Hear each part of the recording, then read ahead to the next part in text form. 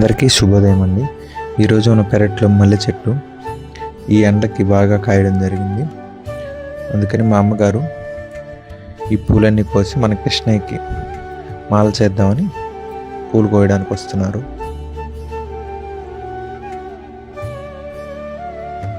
ఎంత బాగా విరబూస్తుందో చూడండి. ఈ మల్లె చెట్టు ఒక 3 years అవుతుంది. ఇది మా అమ్మగారు ఎంతో ఇష్టంగా తీసుకొచ్చి వేయడం జరిగింది. ప్రతిసారి మా అమ్మగారు ఈ మల్లె చెట్టు పూసినప్పుడు కోసి మన చిన్న కృష్ణయ్యకి పూలమాల చేసి అలంకరిస్తారు.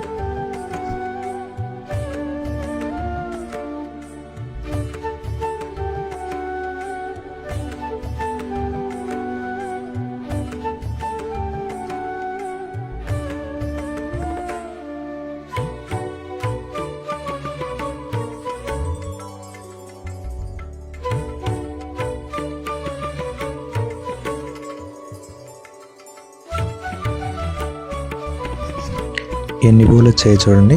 ఇవన్నీ మా అమ్మగారు మన చిన్ని కృష్ణయ్యకి మాల చేసడానికి కూర్చున్నారు. ఈ మాలని చిన్న మాల వచ్చింది. ఈ చిన్న మాల మన చిన్ని కృష్ణయ్యకి అలంకరించడం జరిగింది.